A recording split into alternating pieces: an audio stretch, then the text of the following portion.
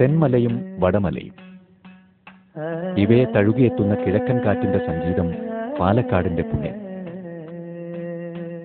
കാവേരി തീർത്ത കലാപാരമ്പര്യവുമായി തഞ്ചാവൂരിൽ നിന്നും പേരാറിന്റെ ഉത്ഭവസ്ഥാനത്ത് തമിഴ് ബ്രാഹ്മണർ വാസമുറപ്പിച്ചപ്പോൾ പാലക്കാടിന്റെ വാദ്യ ചരിത്രത്തിൽ ശാസ്ത്രീയ സംഗീതത്തിന്റെ സ്പർശമുണ്ടായി. അന്നും ഇന്നും പരീക്ഷണ തൽപരരായവരുടെ വാദ്യകലാ പാരമ്പര്യമാണ് പാലക്കാടിന്. 18 ഗ്രാമപ്രദേശങ്ങൾ ചേർന്നതാണ് പാലക്കാട്. അതിലൊന്ന് പല്ലാവൂര്. ശംഖുവിളിയുടെയും പൂജകുട്ടിന്റെയും ശബ്ദമുഖരിതമായ പ്രഭാതം. ഇവിടുത്തെ ക്ഷേത്രത്തിൽ ശാന്തസ്വരൂപിയായ ശിവനാണ് പ്രതിഷ്ഠ. കലാകേരളത്തിന് നിരവധി കലാകാരന്മാരെ സംഭാവന ചെയ്ത തിരുവഞ്ചിക്കുളം പുറത്തു വീട്ടുകാർക്കാണ് ക്ഷേത്രത്തിലെ വാദ്യപ്രവൃത്തിയുടെ ചുമതല.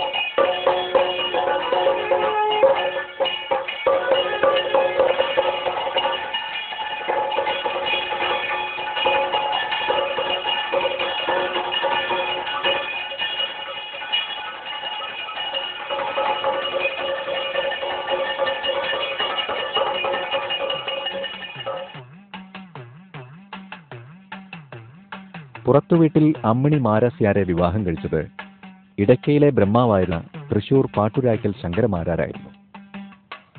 ഇവരുടെ ദാമ്പത്യത്തിൽ 1103 ആണ്ടിൽ പിറന്ന ആദ്യപുത്രന് ശങ്കരൻ എന്ന് നാമകരണം ചെയ്തു. നാട്ടിലും വീട്ടിലും കണ്ണിലുണ്ണിയായ ആ ബാലനെ അവർ അപ്പു എന്ന് വിളിച്ചു. അപ്പുവിന്റെ ബാല്യകാലം ബാലാരിഷ്ടതകളും പട്ടിണിയുമായിരുന്നു. കൂടെ ഒരു നാഴി അരിയുടെ പടച്ചോറും അമ്മയുടെ സംഗീതവും. വിശപ്പിന്റെ ഒട്ടിയ വയറുമായി പല്ലാവൂരപ്പന്റെ മുന്നിൽ ഇടയ്ക്കയിൽ നിവേദ്യമർപ്പിക്കുമ്പോൾ ഇടയ്ക്കയിലെ സംഗീതത്തിന്റെ ജീവാംശം വരദാനമായി ലഭിക്കുകയായിരുന്നു അപ്പു എന്ന അപ്പുമാരാർക്ക്. അമ്മയിൽ നിന്നും സംഗീതത്തിന്റെ ആദ്യ പാഠം ഗ്രഹിച്ചിരുന്ന അപ്പുമാരാർ പല്ലാവൂർ ശങ്കരപ്പണിക്കർ, മണിഭാഗവതർ എന്നിവരുടെ പക്കൽ നിന്നും സംഗീതത്തിന്റെ അനന്ത സാധ്യതകൾ വളരെ ചെറുപ്പത്തിൽ തന്നെ ഗ്രഹിച്ചിരുന്നു. ഇടയ്ക്കോട്ട് മൂപ്പർക്ക് ദൈവികമായിട്ട് ഇടയ്ക്ക പല്ലാവൂരപ്പൻ സമ്മാനിച്ചതാണെന്നാണ് മൂപ്പരുടെ വിശ്വാസം. മരിക്കുന്നത് വരെ അത് തന്നെയാണ്. പുറത്തേക്ക് ഇറങ്ങുമ്പോഴും പല്ലാവൂരപ്പാന്ന് വിളിക്കും, കിടക്കുമ്പോഴും വിളിക്കും. എവിടേക്കെങ്കിലും യാത്ര അല്ലെങ്കിൽ പോയിട്ട് കൊട്ടാൻ തുടങ്ങുന്ന സമയത്ത് മൂപ്പര് പ്രത്യേകിച്ചും പല്ലാവൂരപ്പനെ വിളിച്ചിട്ട് തുടങ്ങാറുള്ളൂ. ആദ്യം പല്ലാവൂരിൽ ബ്രാഹ്മണൻ്റെ ആദ്യം പഠിച്ചിട്ടുണ്ട്. പിന്നെ കൊള്ളുമെന്ന് രാമസ്വാമി പോയിരുന്നു, പല്ലശ്ശീന ലക്ഷ്മണപാലത്ത് പോയിട്ടുണ്ട്. എനിക്ക് കുറച്ച് വർണ്ണം പഠിക്കണം, അത് അങ്ങോട്ട് പഠിപ്പിച്ച് അങ്ങോട്ട് ശിക്ഷണത്തിൽ പഠിക്കണമെന്ന് മോഹം കൊണ്ടിരിക്കണം. ആദ്യമായിട്ട് തോടി രാഗത്തിലുള്ള വർണ്ണമാണ് തുടങ്ങിയത്. അങ്ങനെ അദ്ദേഹം 4 വർഷക്കാലം എന്നിൽ നിന്ന് വളരെ വിളംബകാലത്തിൽ വർണ്ണം പാടാൻ ശ്രമിച്ച് കുറേ വർണ്ണങ്ങൾ പഠിച്ചിട്ടുണ്ട്. 30 വർണ്ണത്തോളം പഠിച്ചിട്ട് 3-4 അറുതാള് വർണ്ണം പഠിച്ചിട്ടുണ്ട്. പഞ്ചവാദ്യത്തിലെ ഇന്ന് ഒരു ഉത്സവത്തിന് ഇവിടെ കൊട്ടിയിരുന്നെങ്കിൽ വേറെ ഉത്സവത്തിന് കൊട്ടുമ്പോൾ ഈ ചൊല്ലേ ആയിരിക്കില്ല.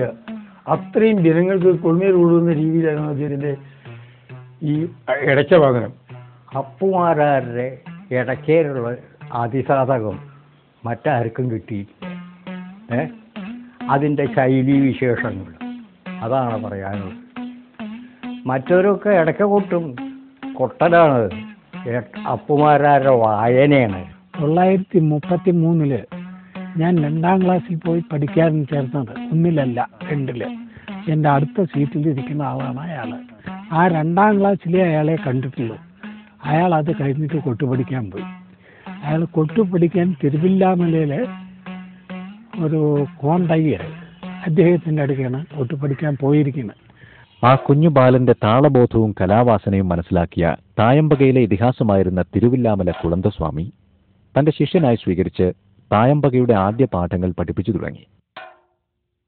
വെളുപ്പിന് 4 മണി മുതൽ 6 മണി വരെ നീളുന്ന സാധകവും പാൽ വിതരണം, ഗുരുവിന്റെ തേവാരത്തിനുള്ള പുഷ്പങ്ങൾ തയ്യാറാക്കൽ തുടങ്ങി നിരവധി ജോലികളിലൂടെ 1 മാസത്തെ തായമ്പക പഠനം ഗുരുകുല സമ്പ്രദായത്തിൽ പൂർത്തിയാക്കി. അപ്പോ 10ാമത്തെ വയസ്സിലൂടെ വന്നതാ. നല്ല കുരുശിഷ്യ ബന്ധം തന്നെയാ. ബാക്കിയുള്ളവരെ ഈ പറഞ്ഞു കൊടുത്ത എണ്ണങ്ങൾ കൊട്ടണേനെക്കാട്ടിലും വൃത്തിയായിട്ടും വേഗത്തിലും സ്വാദിലും ഇവൻ കൊട്ടും. ഘ്രാണശക്തി അതൊരു പ്രത്യേകത തന്നെയാ. എന്തും ഏതും എപ്പോഴും അവന് പ്രത്യേക ഒരു ഗുണമാണ്. സ്വാദ്, കയ്യും കോലും, ആ ഉരുളിക്കതിൻ്റെ ഭംഗിയും ആ ഇടത്തേക്ക് കൊണ്ടുള്ള വീക്കലും അതൊരു പ്രത്യേകത തന്നെയാണ്. 10ാം വയസ്സിൽ പല്ലാവൂർ ക്ഷേത്ര ഗോപുര നടയിൽ തായമ്പക കൊട്ടിയായിരുന്നു അപ്പുമാരാരുടെ കലാസബരിയുടെ തുടക്കം. അമ്മാവനായ പുറത്തുവീട്ടിൽ നാണുമാരാർക്ക് അപ്പുമാരാരുടെ തിമിലയിലേക്കുള്ള പ്രവേശനത്തിന് 1 മാസത്തെ ശിക്ഷണമേ നൽകേണ്ടതായി വന്നുള്ളൂ. സംഗീതത്തിലും തായമ്പകയിലും അപ്പുവിന് ലഭിച്ചിരുന്ന അറിവായിരുന്നു കാരണം. അപ്പുമാരാരുടെ വാദ്യം ഒന്ന് ചെണ്ട, പിന്നെ തിമല, പിന്നെ അടയ്ക്ക.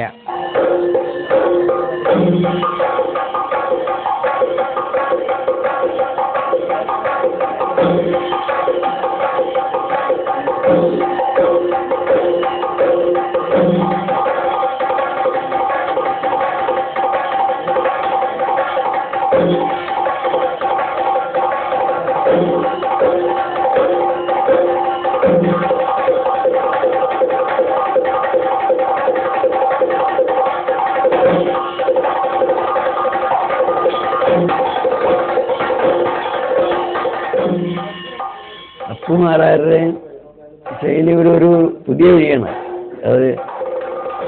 അത് പാലക്കാട് ശൈലിയിലെ മുഴുവൻ അല്ല, മറ്റേ അതിനും ഒരു മാറ്റമുണ്ട്. അപ്പുമാരാരുടെ അതൊരു പ്രത്യേക ശൈലി. അപ്പുമാരാരുടെ ശൈലിയെ പോലെ വേറൊരാളും ഇല്ല. അയാൾ ഒറ്റയ്ക്ക് തന്നെ ഉള്ളൂ. വേറെ ആരും കൂട്ടുകാരില്ല. കൂടി കൂട്ടുന്നല്ലാണ്ടേ ആ ശൈലി വേറൊരാൾക്ക് കിട്ടാൻ പോകുന്നില്ല.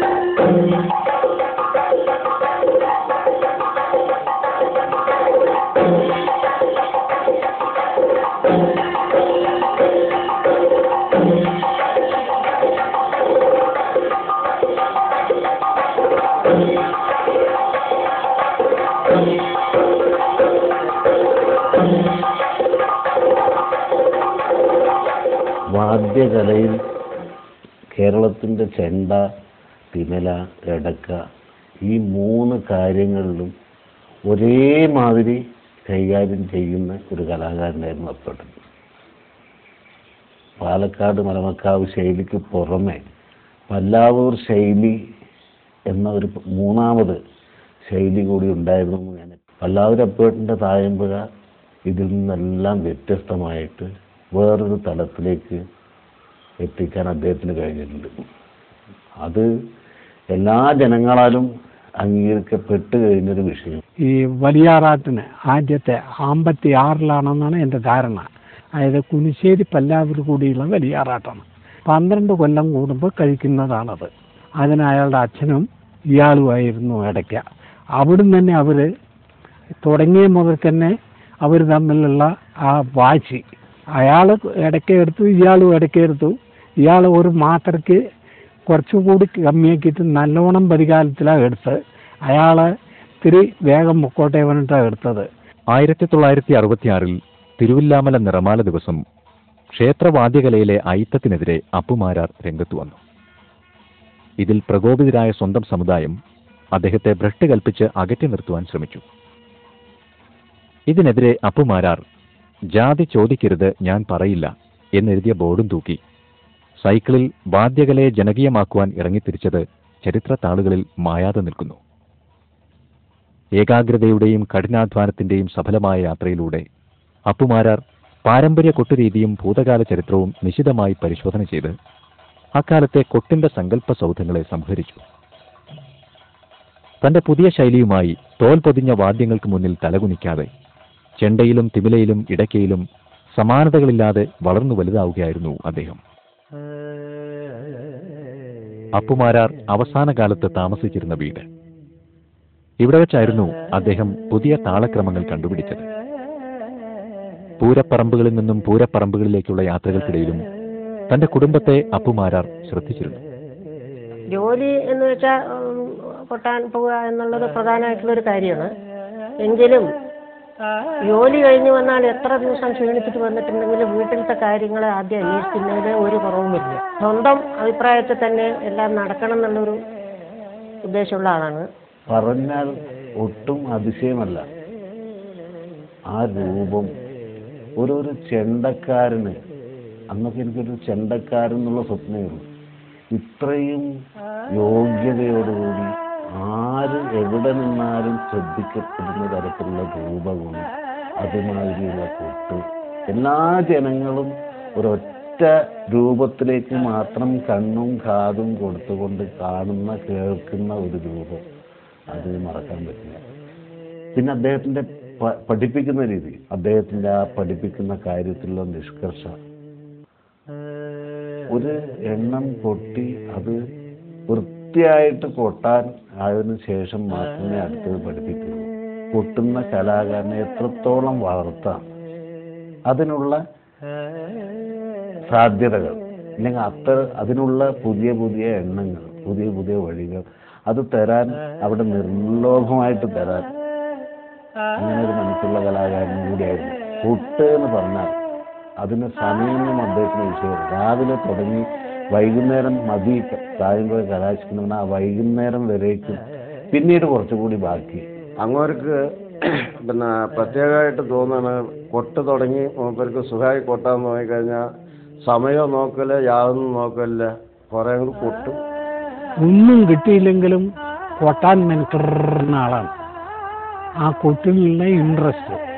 ആരെങ്കിലും ഇത്തിരി അഹങ്കാരം കാണിച്ചിട്ടുണ്ടെങ്കിൽ അവരെ രംഗത്ത് വെച്ചിട്ട് കരയിപ്പിക്കും. തോറ്റൂന്ന് അവരെ കൊണ്ട് പറയിപ്പിക്കും. അത് മൂപ്പരുടെ ഒരു പ്രത്യേകം വാശിയാണ്. വളരെ കഷ്ടപ്പെട്ടിട്ടുണ്ടെന്ന് വെച്ചാൽ വളരെ കഷ്ടപ്പെട്ടിട്ടുണ്ട് ജോലി എടുത്താലും. അതിൻ്റെ ശേഷം ഈ 80-ന് ശേഷമാണ് മൂപ്പർക്ക് ഈ കണ്ട പാരിതോഷികങ്ങളും അവാർഡുകൾ കിട്ടിയിരിക്കുന്നത്.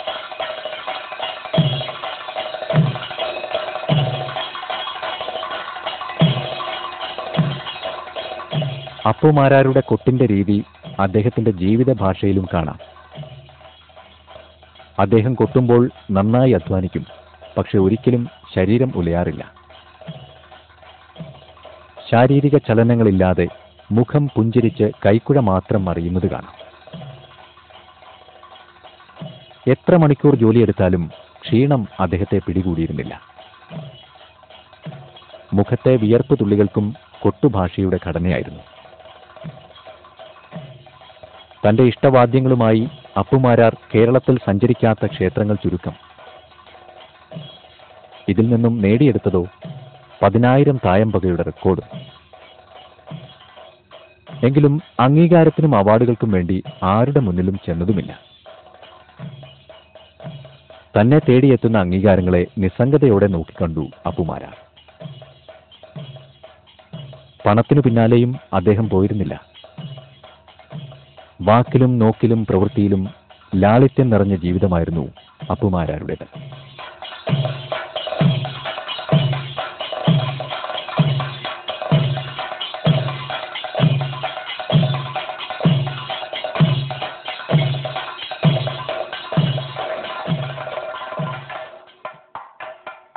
മേളത്തിൽ അപ്പുമാരാർ ശ്രദ്ധ ചെലുത്തിയിരുന്നില്ല. അതിൽ മനോധർമ്മത്തിനും വ്യക്തിഗത വാസനയ്ക്കും പ്രതിഭാ വിളയാട്ടത്തിനും സ്ഥാനമില്ലെന്ന് പറഞ്ഞിരുന്നുവെങ്കിലും 41 വർഷക്കാലം തൃശൂർ പൂരത്തിന് പാറമേക്കാവിനു വേണ്ടി ഇലഞ്ഞിത്തറ മേളത്തിൽ പങ്കെടുക്കുകയും 10 വർഷക്കാലം പ്രമാണ സ്ഥാനത്ത് നിലയുറപ്പിക്കുകയും ചെയ്തിരുന്നു.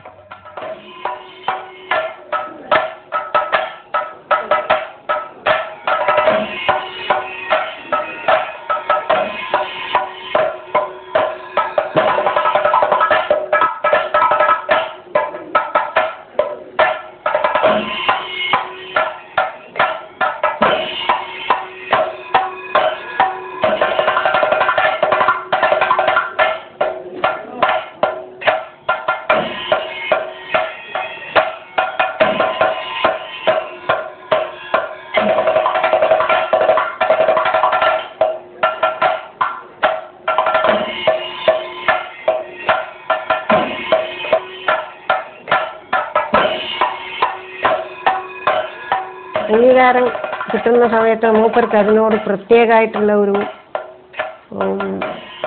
കിട്ടിയല്ലോ പറഞ്ഞിട്ടൊരു അത്ഭുതമോ അല്ലെങ്കിൽ വളരെ സന്തോഷമോ, കിട്ടുന്നതിൽ സന്തോഷമാണ്, അതിനെപ്പറ്റി കൂടുതലായിട്ട് മൂപ്പർക്ക് ഒരു അഭിപ്രായമൊന്നുമില്ല.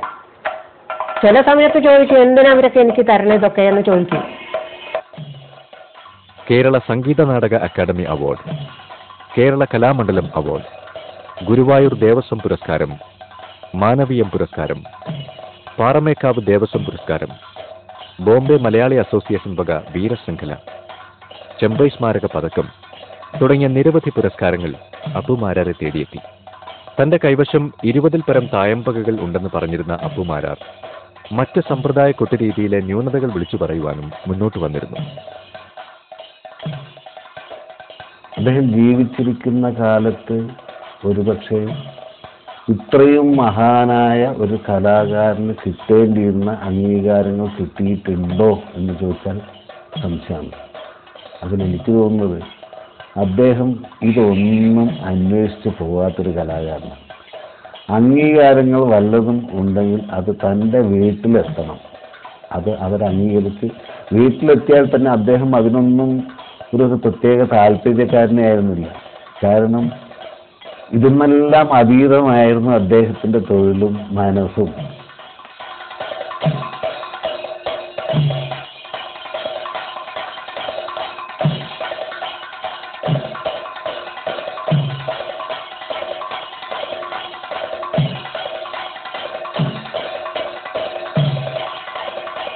അപ്പോട്ട് തിരുവാതിരത്തിൽ നിന്ന് നേരെ മാങ്കുരിശിക്ക് വന്നു. ഹിമലവട്ട് മാങ്കുരിശി അമ്പലത്തിലാണ് കാർത്തികയ്ക്ക് അവസാനമായിട്ടുണ്ടായത് മൂപ്പര്.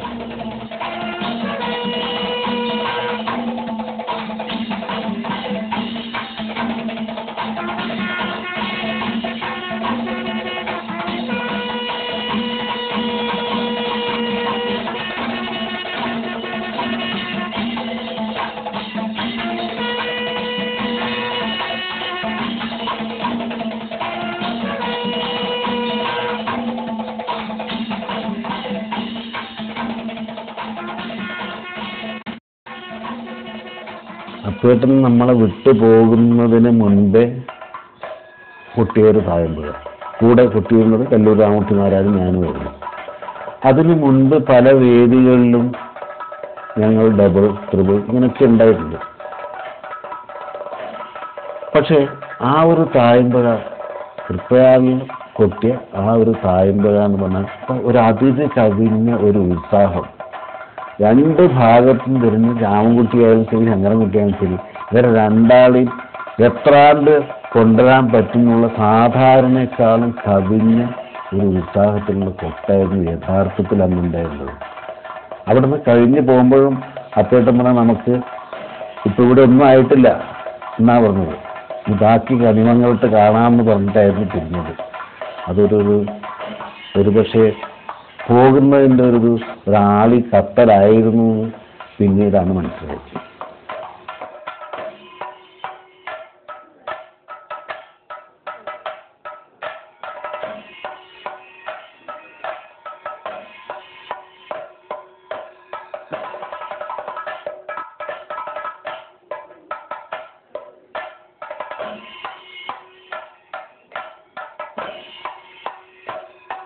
ഞങ്ങൾ പിന്നെ തൃപ്രയാർ തായമ്പേറ്റുണ്ട്. ആ തൃപ്രയാർ തായമ്പേക്ക് ഞങ്ങൾ ഇവിടുന്ന് ഒപ്പം പോയി. അതിൻ്റെ പിറ്റേ ദിവസമാണ് മൂപ്പര് വയ്യാണ്ട് കിടന്നത്. അപ്പോൾ വളരെ സങ്കടം നമുക്കുണ്ടായിരുന്നു. പിന്നെ അത് ആസ്പത്രിയിൽ വെച്ചിട്ട് ഓരോന്ന് പറയുമ്പോഴും പിറ്റേ ദിവസം മൂപ്പര് കൊട്ടാൻ പോകാൻ പുറപ്പെട്ടതാണ്. പിന്നെ അത് കഴിഞ്ഞൊരു 10 ദിവസം കഴിഞ്ഞിട്ടാണ് അപ്പോട്ടും മരിച്ചത്.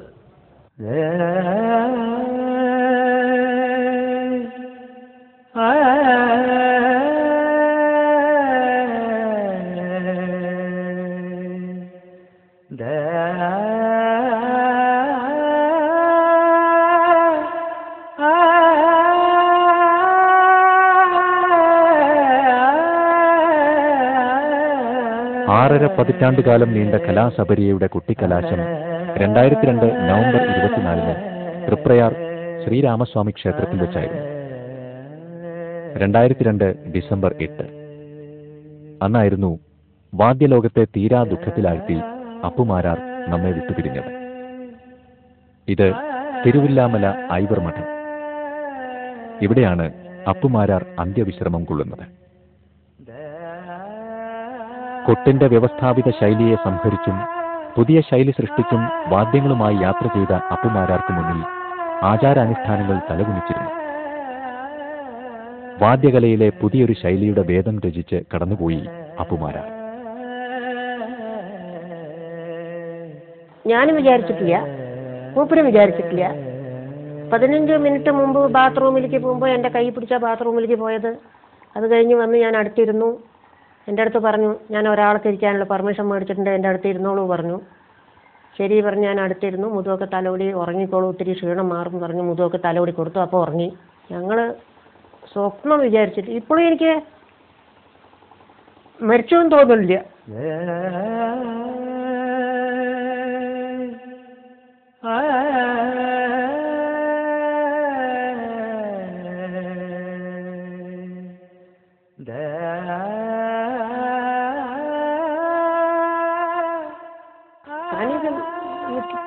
മിക്ക ദിവസങ്ങളിലും ഇതിപ്പോൾ ഈ കണിമംഗലം ഷഷ്ടി കഴിഞ്ഞതിൻ്റെ പിറ്റേ ദിവസം ഒരു പതിവും പോലെ കൊട്ട് കഴിഞ്ഞ് വരുന്നത് പോലെ വന്നു. അപ്പം ഞാൻ അറിയാതെ ചോദിക്കുക, അപ്പം എവിടുന്നാ വരണേന്ന് ചോദിച്ചു. എന്താ അറിയില്ല, ഞാൻ കണിമംഗലം ഷഷ്ടി കഴിഞ്ഞ് വരിക, ഷഷ്ടി വിളക്ക് കഴിഞ്ഞ് വരിക എന്ന് പറഞ്ഞു. അടുത്ത ഒരു ജന്മം അദ്ദേഹത്തിനുണ്ട്. അതുണ്ടെങ്കിൽ വാദ്യകലാകാരനായിട്ട് തന്നെ ജനിക്കുന്നുള്ളതാണ്. അതിൻ്റെ ഒരു തെളിവും കൂടിയാണ് അദ്ദേഹം പറഞ്ഞതും. ഇല്ലെങ്കിൽ ഒന്നുകൂടി പറഞ്ഞ വാക്കതാണ്, നമുക്ക് ഒന്നുകൂടി കേമാക്കണം. എന്നേക്കാൾ വയസ്സ് പ്രായം കുറച്ച് കുറയും അപ്പുമാരാരൊക്കെ. എങ്കിലും മഹാ വിദ്വാനാണ് അദ്ദേഹം. അദ്ദേഹത്തിന് എല്ലാം ഈ 3 വാദ്യങ്ങളിൽ ആരും ഉണ്ടായിട്ടില്ല. ഒരു ലോകത്തിന് തീരാനഷ്ടം എന്നാണ് പറയാനുള്ളത്. പെട്ടെന്നൊരു ഒരു എന്തെല്ലായ ഒറ്റം വരുന്നുണ്ടായി. മരിക്കുമെന്ന് കേട്ടപ്പോൾ സ്വതേ എല്ലാവരും പ്രോത്സാഹിപ്പിക്കണം എന്നുള്ളതാണ്. പക്ഷെ അങ്ങോരുടെ അടുത്ത് ആരും പോവില്ല പേടിച്ചിട്ട്. പക്ഷെ ഞങ്ങളെ ചിലർ പോകുമ്പോൾ ഞങ്ങൾക്കെല്ലാം പറഞ്ഞു തരുകയും ചെയ്യും, എല്ലാം ചെയ്തു തരുകയും ചെയ്യും. അവസാനമായപ്പോഴേക്കും ഞങ്ങളോടൊക്കെ വലിയ സ്നേഹമായിട്ടാണ് അങ്ങോട്ട് പെരുമാറിയത്. വാദ്യകലയെ പറ്റി പറയുകയാണെങ്കിൽ അങ്ങോട്ട് പോയത് തീരാ നഷ്ടം. കലാകാരന്മാർക്ക് കലയ്ക്ക്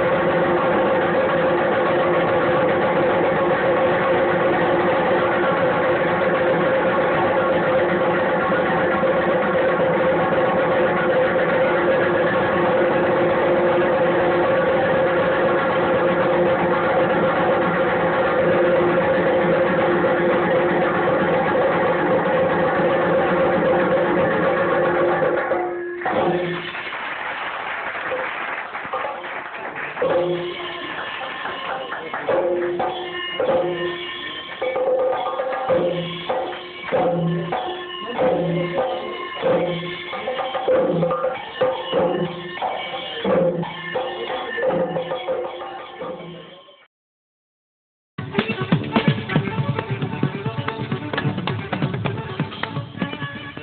സ്പന്ദനത്തിലും താളലയ സാഗരം തീർക്കുവാൻ വെമ്പൽ കൊള്ളുകയായിരുന്നു അപ്പുമാര. ഇന്ന് നമ്മോടൊപ്പം ഇല്ലെങ്കിലും അദ്ദേഹം ഇടയ്ക്കയിൽ തീർത്ത രാഗാലാപനത്തിന്റെ ശുദ്ധി മറക്കാനാവില്ല. തിമിലയിൽ വിരിഞ്ഞ ഇരുകൈ ധിമൃതയുടെയും ചെണ്ടയിൽ ഉണർത്തിയ കൊട്ടുകച്ചേരിയുടെയും ധ്വനികൾ കേരളത്തിലെ ക്ഷേത്ര മതിൽക്കകത്തു നിന്നാൽ കലാഹൃദയർക്ക് ഇന്നും ശ്രവിക്കുവാൻ കഴിയും. ആ നാദഗോപുരങ്ങൾ തീർത്ത നാഥന് കൈരളിയുടെ പ്രണാമം.